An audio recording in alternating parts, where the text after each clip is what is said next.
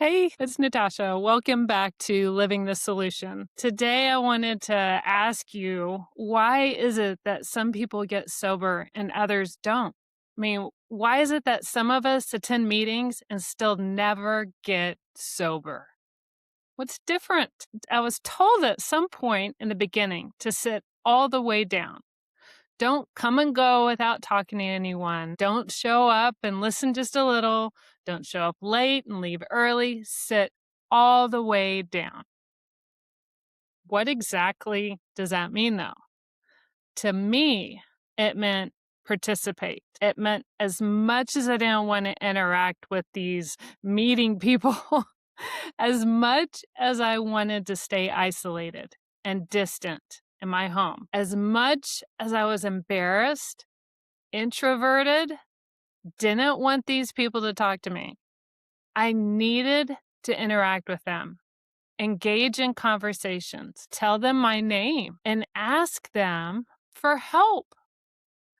I needed to arrive early to a meeting and stay late. Feeling uncomfortable wasn't going to kill me. I didn't want to arrive before the meeting started, though, because then somebody might actually talk to me. I mean, I was trying to avoid everyone and everything. I mean, I was scared. I didn't comprehend that these people had been where I was. They knew exactly what I was going through. They understood the mental battle occurring in my head. They got me. And I didn't understand that these people that I was afraid of were going to basically save me from destroying myself. They were going to love me until I could love myself. Sitting all the way down also meant being open to the guidance of people in recovery, actively listening to what they said.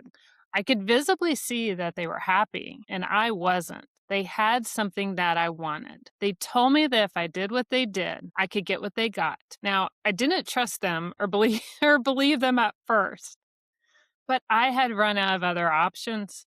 I was backed up to a wall and I had nowhere else to go. No one else to talk to that would listen to my bullshit.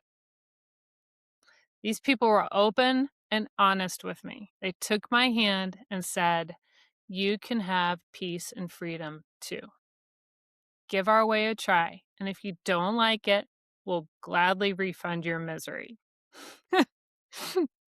There I was, a 31-year-old adult, struggling to listen and struggling to be open to a different way, despite knowing my way was going to kill me. I mean, that's baffling. I'm stubborn. What can I say? Sitting all the way down also meant, now stick with me here, because I disagreed with this part in the beginning.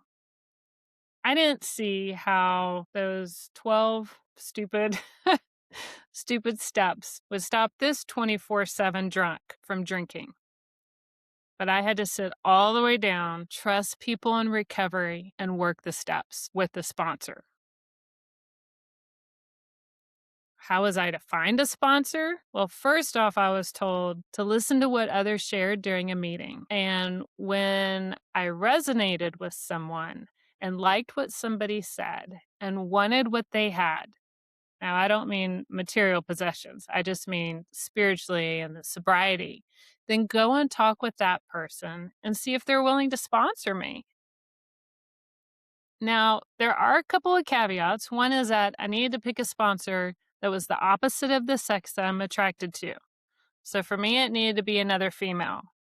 The sponsor sponsee relationship is super intimate. So I couldn't pick a male, or I could get into an entanglement. That wouldn't be healthy for me. Sitting all the way down also meant sharing in the meetings. Now, that was really hard for me. I didn't want to share, believe me. This introvert who was scared to even go to the grocery store at that point in my life, arrived late, left meetings early, didn't want to pick up that 1,000-pound phone, didn't want to share about what I was feeling, didn't want to share about what I was experiencing, going through, where I was mentally at, which was hell, by the way. But I was drinking so I didn't have to feel and think about my life and how pathetic I felt. Feeling scared me. I did everything I could to avoid them. And now you want me to just sit there and share about what I'm feeling, not only just with one person, but with a whole group of people in a meeting. I was like, you're crazy. But I tell you, once I did it, once I let go of my fears of what you would think about me or fears of what you think about my share, I found that when I did share, I started to feel better. And women would come up to me after the meeting to help me and would give me their phone numbers. I wasn't alone. I wasn't alone anymore. Now, it wasn't a requirement for me to share at a meeting. It was encouraged. Since I use that word requirement, let me go on a little tangent here. In AA, the only requirement is a desire to stop drinking. Everything else, finding a sponsor, working the steps, going to meetings, etc., are all suggestions. Now, for me, I found these suggestions were vital to my recovery and mandatory for me to get sober. But the only requirement is a desire. It's not a cult, as some people think it is. There isn't one leader. They don't prevent you from leaving. They don't keep you isolated and tell you what to do. They are suggestions and guidelines encouraged by old timers or because they've worked and helped alcoholics get sober and stay sober. Anyways, off my little tangent there. So, sitting all the way down to me also meant working the 12 steps. Now, some of the 12 steps were more difficult than other steps, but at this point, I was willing to do whatever it took to get sober. I had what they called that gift of desperation. So, desperation of a drowning man, as the big book states. And these people who many I didn't even know their first names, threw me a life preserver and I grabbed it and I didn't want to let go. It was a struggle to sit all the way down. It was a struggle to talk with people. It was a struggle to stay seated in a meeting for the full 60 minutes, to share.